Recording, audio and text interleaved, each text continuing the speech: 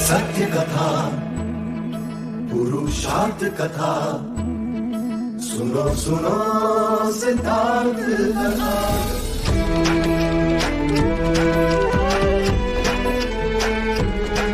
संसार में दुख का कारण क्या, संताप शोक का निवारण क्या। संसार में दुख का कारण क्या, संताप शोक का निवारण क्या। इस खोज में सब कुछ त्याग दिया, हर वैभव से वैराग लिया। वो सृष्टि से संयुक्त हुए, सिद्धार्थ से गौतम बुद्ध हुए।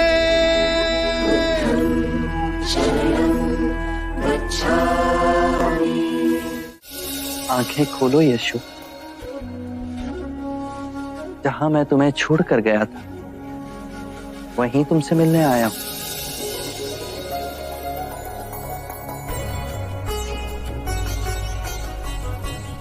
तुम्हें दिया हुआ वचन पूर्ण करने आया हूं। यशोधरा की व्यथा अब हमसे नहीं देखी जा रही है सिद्धार्थ। नारी का धैर्य और निस्वार्थ ऐसा उज्ज्वल रूप मैंने कभी नहीं देखा। जब उसे ज्ञात हुआ कि तुमने धरती को अपना बिछाना बना दिया है तो उसने भी धरती को अपना सैया बना दिया।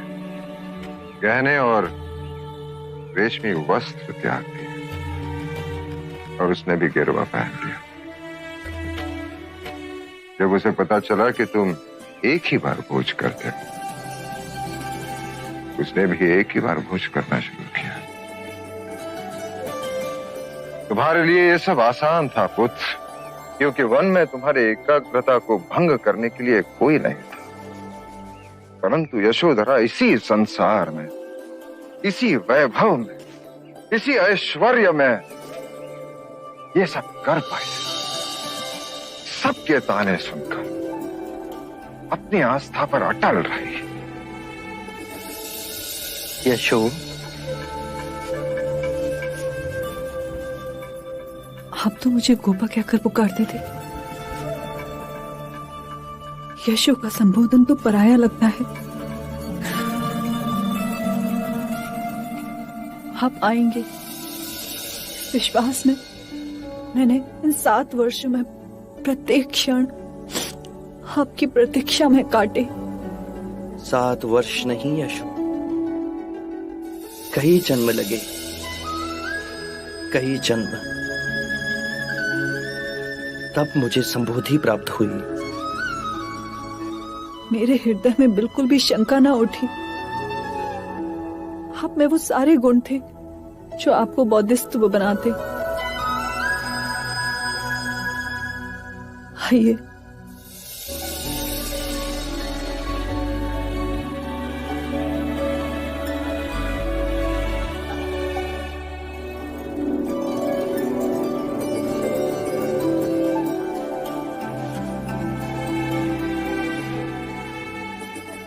एक प्रश्न जो मेरे हृदय में टीस बनकर बैठा है, क्या वो प्रश्न मैं आपसे कर सकती हूँ? तुम्हारे हर प्रश्न का उत्तर दूंगा मैं। आप केवल ये बताइए कि आपने इतना तप किया, मन में कष्ट भोगे, अपने को दुखाया, सताया, तो ये बताइए कि आप यहाँ इसी संसार में रहकर संबोधि का मार्ग नहीं पा सकते थे? मैं आपके मार्ग में बाधक नहीं बनती। यशो, नारी हर बंधनों के बीच रहकर भी मुक्ति पा लेती है, पर नारी हृदय और पुरुष हृदय के भेद को भी समझना होगा। आकाश से वर्षा तब तक नहीं होती जब तक सूर्य की उग्रता से जल भाप ना बन जाए। मुझे संसार से विमुख होना ही था, तब से इस शरीर को जलाना ही था।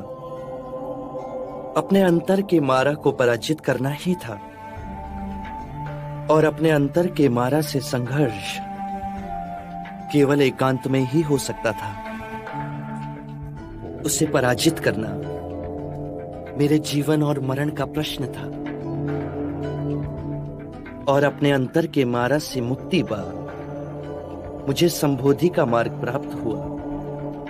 ये परम ज्ञान अब केवल मेरा नहीं, जन जन का है। अर्थात अब आप मेरे और राहुल के सौभाग्य में नहीं। यशो, यदि तुम दोनों का ही दुख दूर करूं, तो इस संसार की असंख्य पीड़ित आत्माओं का क्या होगा? ये सारा संसार ही मेरा हो चला है।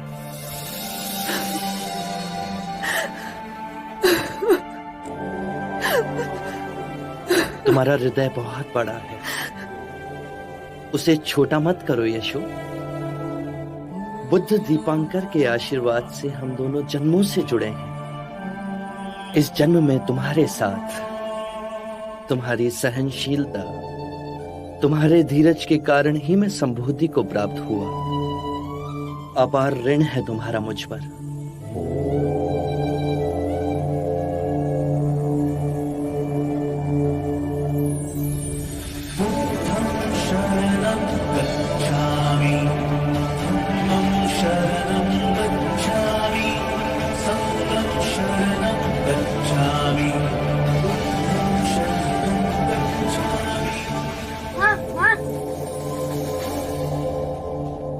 पिताजी, दादा महाराज आपकी भोजन पे प्रतीक्षा कर रहे हैं।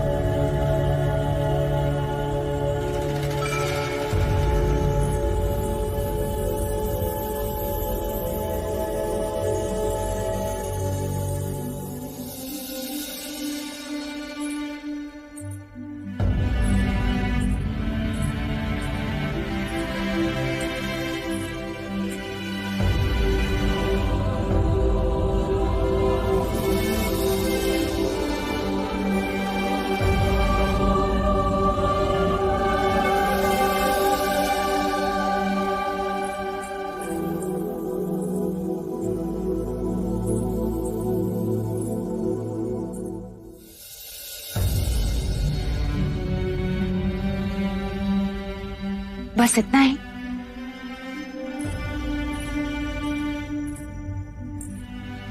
मिष्ठान नहीं लोगे? हाँ, यशोधरा ने अपने हाथों से बनाया है, तुम्हें बहुत पसंद था ना?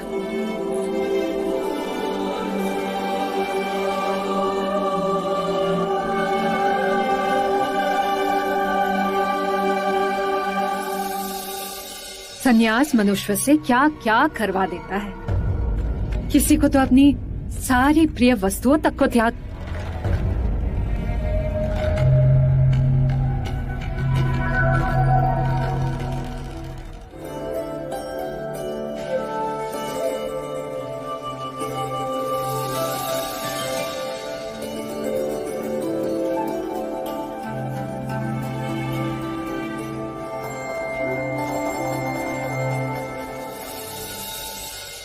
सिद्धार्थ, सुना है आजकल बस एक ही समय खाते हो। तुमने मिठाई भी ऐसे खाई जैसे भिक्षा।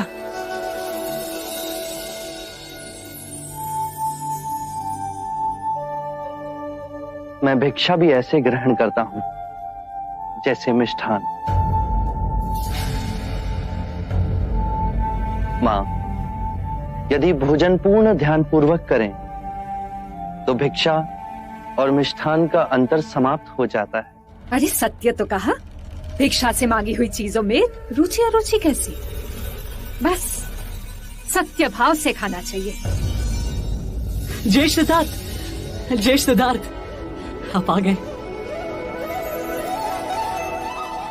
नंद, चरण स्पर्श करो। अब ये केवल तुम्हारे ज्येष्ठ नहीं, बुद्ध भी है।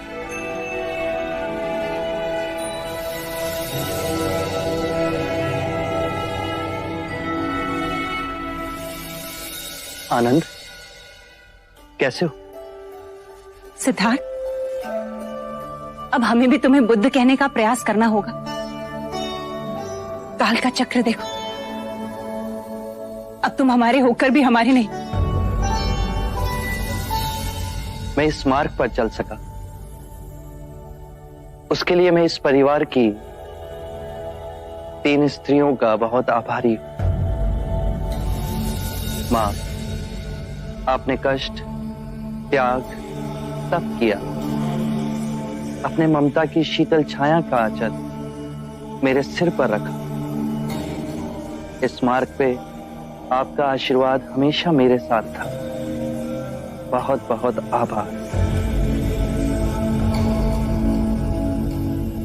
गोपा, तुमने भी अपना मोह और स्वार्थ नहीं देखा। मुझे सन्यास के मार्ग पे जाने की अनुमति दी। मेरे माता पिता और मेरे पुत्र राहुल का उत्तरदायित्व अपने ऊपर लिया, मुझे स्वतंत्र छोड़ा। उसके लिए तुम्हारा भी बहुत बहुत आभार। और मेरी तीसरी प्रेरणा बनी मंगला काकी। यदि मंगला काकी मुझे उस सन्यासी से ना मिलाती तो वैराग्य का मार्ग मेरे लिए स्वप्न ही रह जाता।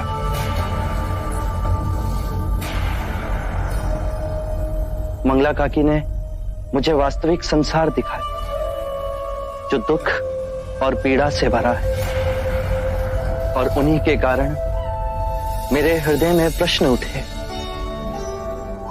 जिनका उत्तर खोजना मेरे जीवन का लक्ष्य बना।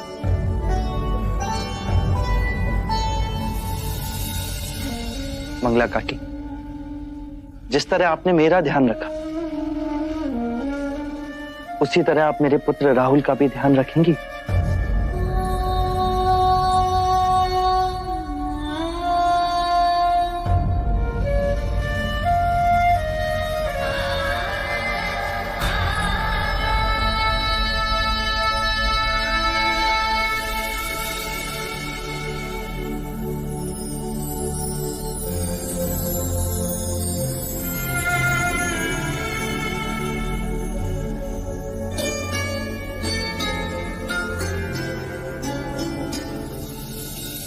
अब आप सब मुझे आज्ञा दें। मुझे निगरोध वन की ओर प्रस्थान करना है।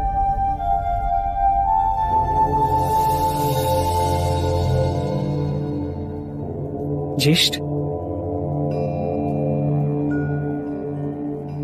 क्या हम आपके साथ निगरोध वन में रह सकते हैं? आपने जो परम सत्य पाया, क्या आप हमें उसके दर्शन कराएंगे? अवश्य।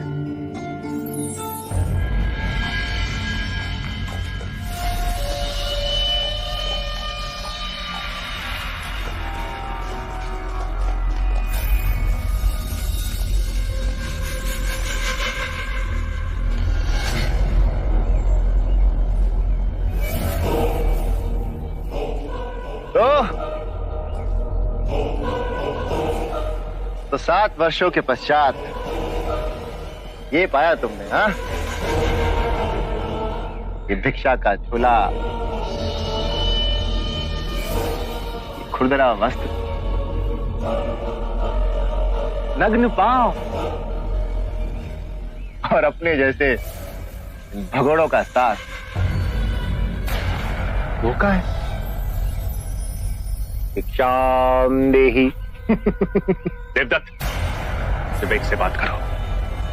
ये अब सिद्धार्थ नहीं रहे, ये बुद्ध है। इनके कोटि कोटि अनुयायी हैं जो इनकी वाणी को 10 दिशाओं में फैला रहे हैं। ओह, अच्छा।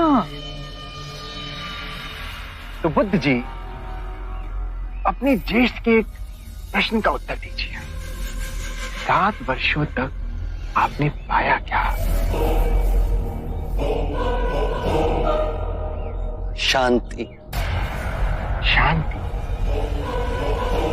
शांति की बात तो वो करते हैं जो तलवार की धार से इसे जीत नहीं सकते।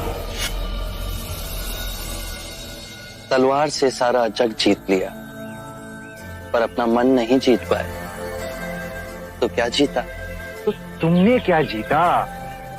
मैं जीतने नहीं, मैं तो हारने गया था। हारने?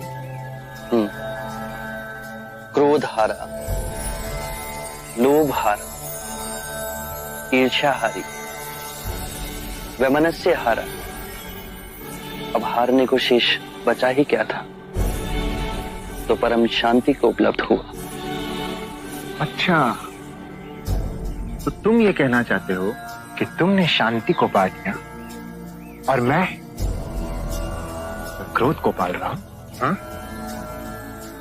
ये तुम कह रहे हो, तुम्हारा अपना क्रोध ही तुम्हें पीड़ा देगा। मैं केवल विवाद कर रहा हूं। विवाद से ही हम क्रोधित होते हैं, परम सत्य का मार्ग छोड़ देते हैं और अपनी आत्म सुरक्षा के लिए प्रयास करते हैं। मैं क्रोध नहीं कर रहा। ये तो अत्यंत शुभ बात है। क्रोध करना अपनी हथेली पर गर्म कोयले को रखने के समान है, जो हम किसी दूसरे पर फेंकना चाहते हैं, पर इस क्रिया में हम स्वयं को ही हानि पहुंचाते हैं।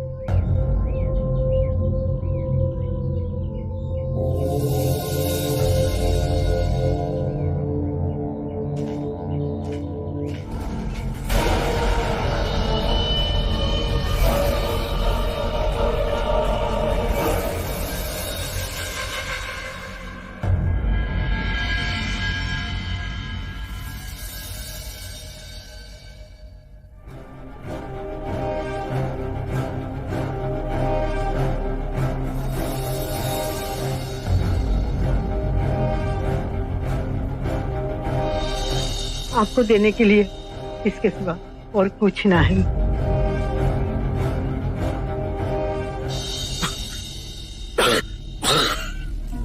महाराज, वे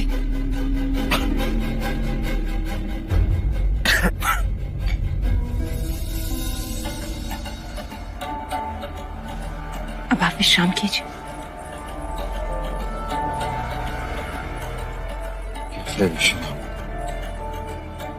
निद्रा ही नहीं आ रही प्रजापति।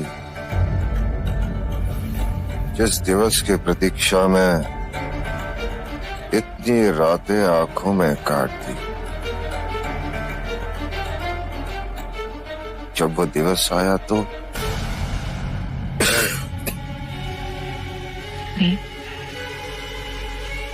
मैंने सिद्धार्थ को जन्म नहीं दिया,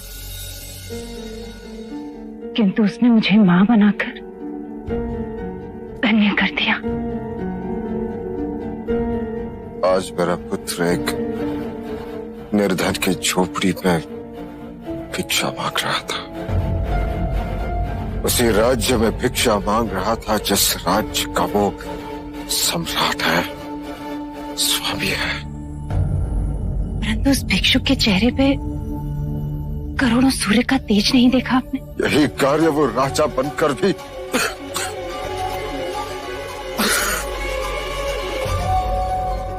परंतु बुद्ध बन वो पूरी मानवता को उभारेगा। पूरे विश्व में उसकी कीर्ति होगी, वो कीर्ति जो उसे अजर अमर करेगी। आपका पुत्र आपके नाम को अमृतत्व करेगा। माँ, मेरे पिताजी जैसा कोई नहीं। इस पूरे कपिल वस्तु में वो सबसे भिन्न है। वो कैसे? राजमहल वालों जैसे नहीं है वो। ना कीमती वस्त्र, ना तलवार, ना कट के चलना, और वो उन सबसे अधिक शक्तिशाली है। हाँ, वो सबसे अधिक शक्तिशाली है। जानते हो क्यों? क्योंकि तुम्हारे पिताजी ने स्वयं को जीत लिया। जिसने सारे संसार को जीत लिया पर स्वयं को नहीं जीता, उसने कुछ नहीं जीता। पर जिसने स्वयं को जीत लिया, समझो उसने सारी सृष्टि को जीत लिया। माँ, क्या मैं पिताजी के साथ रह सकता हूँ? मैं तुम्हें कैसे रोक सकती हूँ? तुम तो उनके उत्तराधिकारी हो। उत्तराधिकारी? वो क्या होता है? जब पिताजी से मिलोगे तो उन्हीं से पूछ लेना, और जो भी तुम्हारे मन में आए स्वयं मांग लेना। माँ, कल चलेंगे पिताजी से मिलने? हाँ।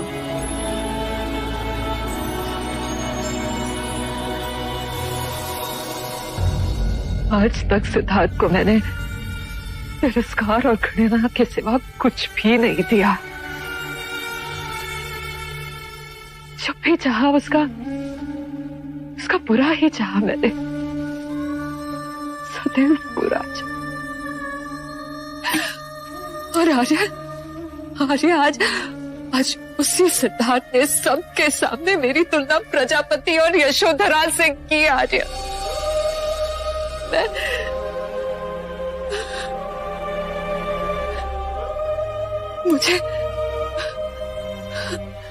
मुझे उतना ही सम्मान दिया। अरे मुझ जैसी को इतना सम्मान, मैंने तो कभी भी उसका भला नहीं चाहा। हमेशा उसका अशुभ ही चाहा है। और सिद्धार्थ ने कहा कि उसके सफलता का यश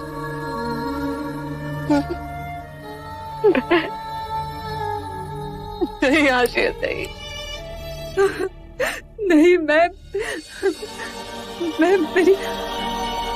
मेरी अंतरात्मा मुझे कोस रही है।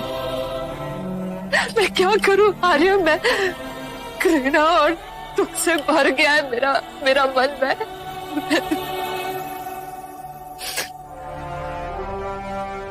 मेरे मन पे भी सिद्धार्थ की अमिट छाप बन गई। अब समझ में आया कि सिद्धार्थ तो किसी और ही मिट्टी का बना हुआ, और हम है कि कभी सिंहासन के आगे सोच भी नहीं सके। वो सिंहासन जो सिद्धार्थ के लिए पाना बहुत सहज था, वो एक क्षण में उसे छोड़कर चला गया। हम इतनी सी भी बात समझ नहीं पाए मंगला, और पाप पे पाप करते रहे। सच कहा था अजातशत्रु ने। सिद्धार्थ सम्मोहन की विद्या सीख कर आया है। देखो, मेरे माता पिता को देखो, कैसे दुख में मुंह लटकाए ग्लानि में डूबे बैठे।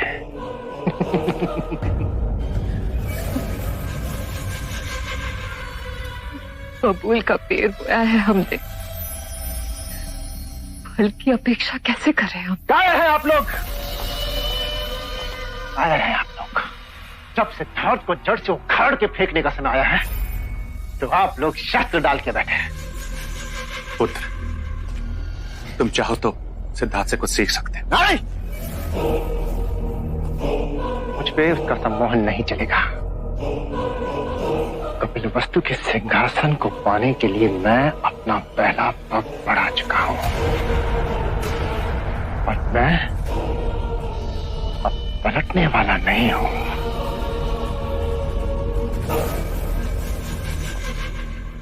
मेरी सेना वेश बदलकर अजातशत्रु की सहायता के लिए पहुंच चुकी है, और अब अजातशत्रु मेरा ऋणी है,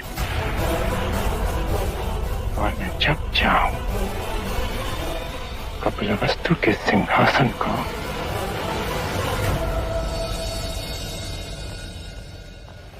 घेर लो महल को चारों ओर से। महाराज बिंबिसार को बंदी बना हमारे सामने लाया जाए। फैल जाओ महल के कोने कोने में और ढूंढ निकालो महाराज को।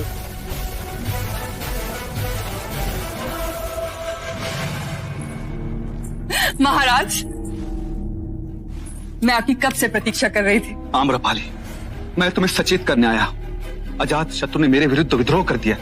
उसके सैनिक किसी भी समय मुझे ढूंढते हुए आ सकते हैं। महाराजा बिंबिसार इस दिशा में भी नहीं है। युवराज, महाराज इधर भी नहीं है। तुम हमारे पुत्र जीवों को लेकर यहाँ से तुरंत निकल जाओ। नहीं। आम्रपाली, ये भावुक होने का समय नहीं है। मेरे गुप्तचरों ने मुझे सूचित किया है कि अजात शत्रु मुझे बंदी बनाकर अपने आप को मगध का राजा घोषित करेगा। लगता है महाराज पलायन कर गए। अर्थात महाराज को पहले से ही हमारे विद्रोह की सूचना थी। तख्ता पलट होते ही मैं उन्हें अपना बंदी बना लेता तो मेरी विजय निश्चित थी। चिंता न करें युवराज, मगध की सीमा पर हमारे ही लोग तैनात हैं। मेरे कुछ सेनापति और सैनिक भी मिले हुए। कपिल वस्तु जो सैनिकों की टुकड़ी गई थी वो भी उसके साथ है। महाराज भाग के कहां जाएंगे? जाओ, मगध के कोने कोने में जाओ और हर उस जगह को खोद डालो जहां महाराज के छुपे होने की संभावना है। अजात शत्रु अपने शत्रु को पाताल से भी निकाल के ले आएगा। मैं भी आपके साथ कारागृह चलूंगी, पर आपका साथ नहीं छोड़ूंगी। आम्रपाली, ऐसा कोई प्रण मत करो। यदि अजात शत्रु यहाँ आ गया तो तुम्हें और हमारे पुत्र जीवक को जीवित नहीं छोड़ेगा। इसलिए जैसा मैं कहता हूँ वैसा ही करो। ऐसी अवस्था में आपको छोड़ के? आम्रपाली, तुम्हें मुझ पर विश्वास है? हमारे पक्ष में केवल एक बात है, अजात शत्रु ने इससे पहले तुम्हें कभी नहीं देखा। यदि वो इस महल में तुम्हें ढूंढते हुए आ भी गया तो तुम्हें कभी पहचान नहीं पाएगा। मेरे सैनिक तुम्हें सुरक्षित वैशाली पहुंचा देंगे। यदि आपके सैनिक मुझे सुरक्षित वैशाली पहुंचा सकते हैं तो आप क्यों नहीं चलते? वैशाली क्या, हम कहीं दूर चलेंगे। आखिर हम इस राजपाट से क्या लेना? प्रिय आम्रपाली, मैं मगध सम्राट बिंबिसार हूं। अब तक का जीवन मैंने शीश उठाकर जिया है। यदि मैंने आज पलायन कर दिया तो मैं अपनी दृष्टि में गिर जाऊंगा और उसके पश्चात जो भी जीवन मिलेगा वो धिक्कार के समान होगा। समय बलवान है आम्रपाली। यदि ईश्वर ने चाहा तो हम फिर से मिलेंगे। मेरी बात मानो आम्रपाली, यहां से शीघ्र चली जाओ।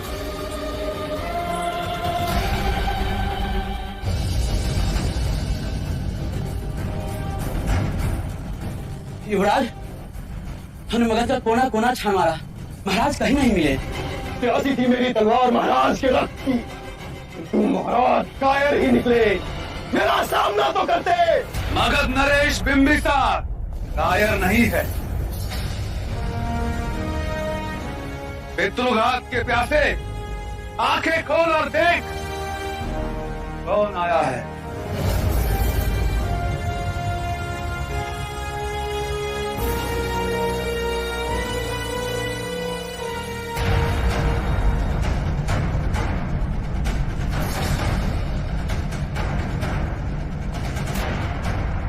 अपने पिता की पीठ पर वार करने वाले कायर, ये तू भी जानता है कि मैंने पिता का धर्म निभाया है, अन्यथा उसी दिन तुम्हें मृत्यु दंड दे दिया होता। मुझे मृत्यु दंड देते तो आज का दिन न देखना पड़ता, किंतु आज आप मेरे बंदी हो।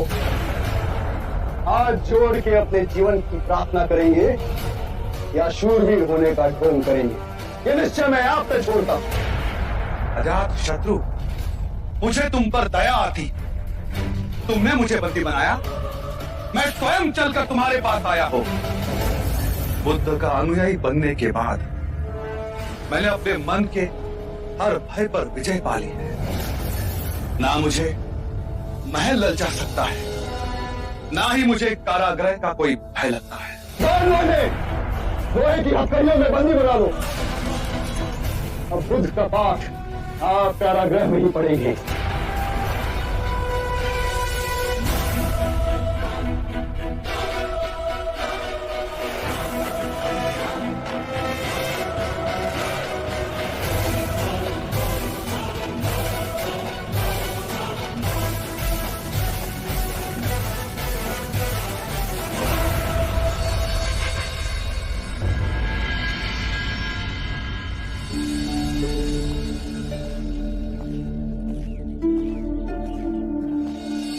प्रणाम देवी। प्रणाम युवराज, आइए।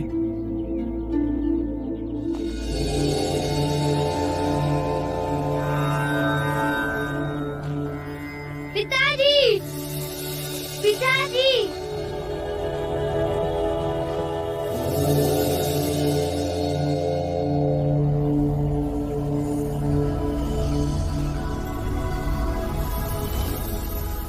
नंद और अनंत काका कहाँ है पिताजी? अमात्य आज दीक्षालय भिक्षुक बन रहे हैं। वो दोनों उसी प्रक्रिया को देखने गए। मैं भी दे सकता हूँ। आइए।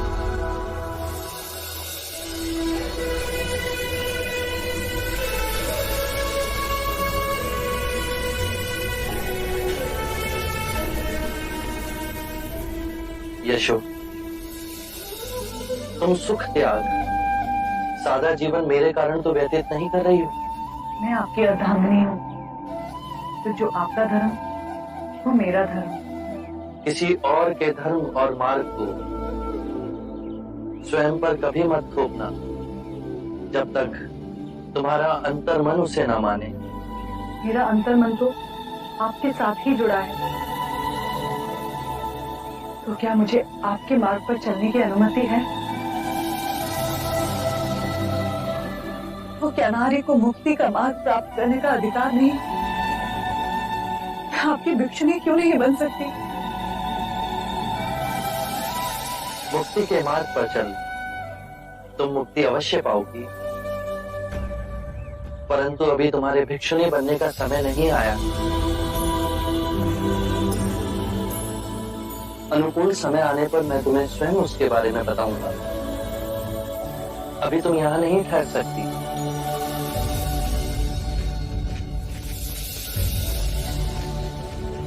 क्या मैं आपके साथ रह सकता हूँ? मैं जानता था आप मुझे अनुमति दे देंगे। मैं आपका उत्तराधिकारी जो हूँ। अवश्य। सही समय आने पर मैं तुम्हें तुम्हारा उत्तराधिकार अवश्य दूंगा। ज्येष्ठ, क्या मैं दीक्षा ले सकता हूँ? भिक्षु बन सकता हूँ? अवश्य, किंतु महाराज की अनुमति के पश्चात। नंद में संकल्प शक्ति का अभाव है, जो जीवन के किसी भी निर्णय को लेने के लिए आवश्यक है, चाहे वो राजा बने या भिक्षु। सत्य पहचाना। नंद ने भिक्षु बनने की इच्छा प्रकट की है। यदि आपकी आज्ञा हो तो उसे एक महासंघ में रहने दें। वो भिक्षु जीवन जिएगा, नियम और प्रशिक्षण में बंधेगा, तो उसमें संकल्प शक्ति का उदय होगा। यदि वो केवल प्रभावित होकर भिक्षु बनना चाहता है तो एक माह भी संघ में नहीं रह पाएगा। पर इस समय साधना और अभ्यास से उसमें स्पष्टता का भाव जागेगा और दृढ़ता का विकास होगा।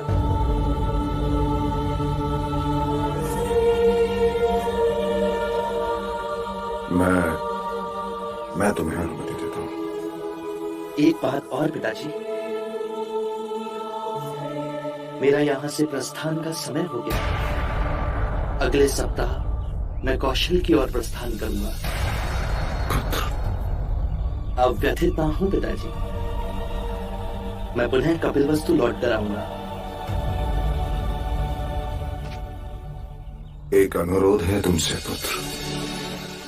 सभी शाक्य राजा तुम्हें सुनने के लिए व्याकुल हैं।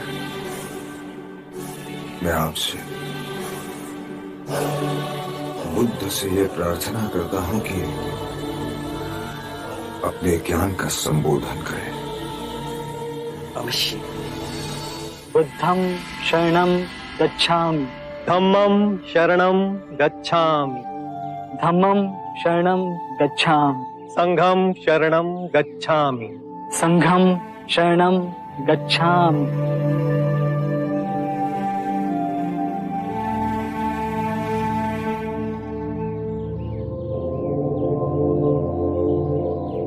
नंद, आज से तुम भी संघ के सदस्य हुए।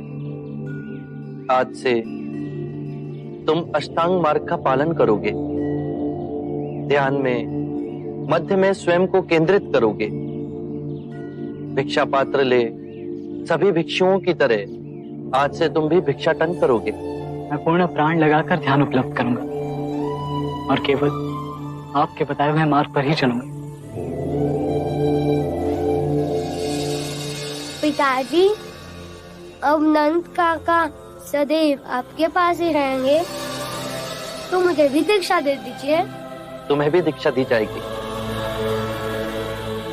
तुमने मुझसे अपना उत्तराधिकार मांगा था, अब उसे देने का समय आ गया है। बुद्ध, इस अबोध बालक को हम भिक्षुक कैसे बना सकते हैं?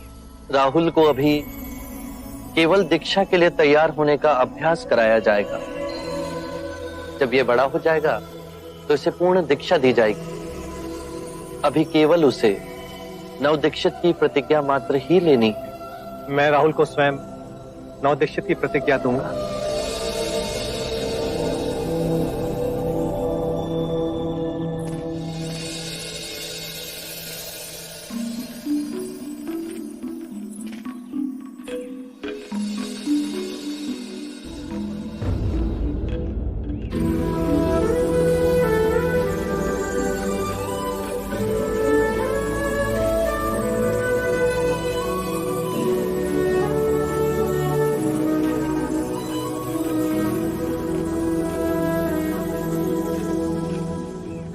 ये तुमने क्या किया पुत्र? मैंने नंद को केवल एक महाभिक्षु बनने की अनुमति दी थी और तुमने मेरे पौत्र राहुल को भी भिक्षु बना दिया। एक क्षण नहीं सोचा कि हमारा क्या होगा।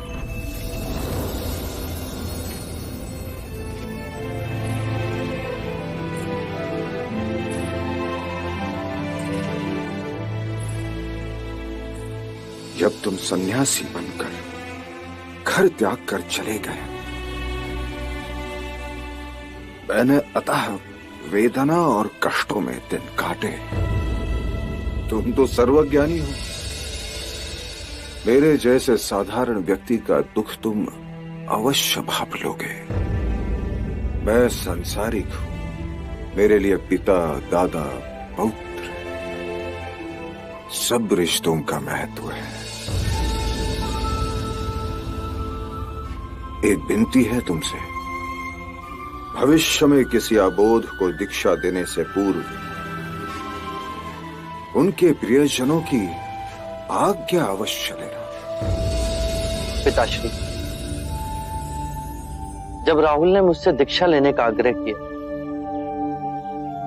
तो मैं पिता होते हुए भी एक क्षण को विचलित नहीं हुआ, क्योंकि ये मार्ग तुम्हारा स्वयं चुना हुआ है। इस मार्ग पर केवल दो ही भूल हो सकती। एक, इस मार्ग को पूरा तय ना करना, और दूसरा, उसे आरंभ ही नहीं करना। परंतु राहुल ने अपना पहला पग तो रख ही दिया है। मेरा मार्ग कोई संगठन नहीं, मेरा मार्ग कोई सिद्धांत नहीं, मेरा मार्ग केवल स्वयं की अनुभूति है, स्वयं का अनुभव। परंतु तुम्हारी जीवन की अनुभूति हमसे विभिन्न कैसे? क्योंकि मेरी निद्रा टूट गई, मैं अपने जीवन को जागरूक होकर जी रहा हूं। मैं अपने जीवन को हर क्षण में केंद्रित हो उसके चमत्कारों को देख रहा हूं। मेरे अंतर में ना तो कोई पिपासा है, ना ही कोई भय। तुम मुक्त हो, स्वच्छंद हो। पिताश्री, जीवन की इस पीड़ा और दुख से मुक्ति का मार्ग जिसे मैंने खोजा है, इससे मेरे ही परिवारजन अछूते रह जाए। यदि राहुल और नंद इस पथ पर चलेंगे, इसका अभ्यास करेंगे, तो परम ज्ञान का अनुभव स्वयं करेंगे। और यही परम ज्ञान मेरा उत्तराधिकार है, जिसे मैं बिना भेदभाव के सबको दूंगा।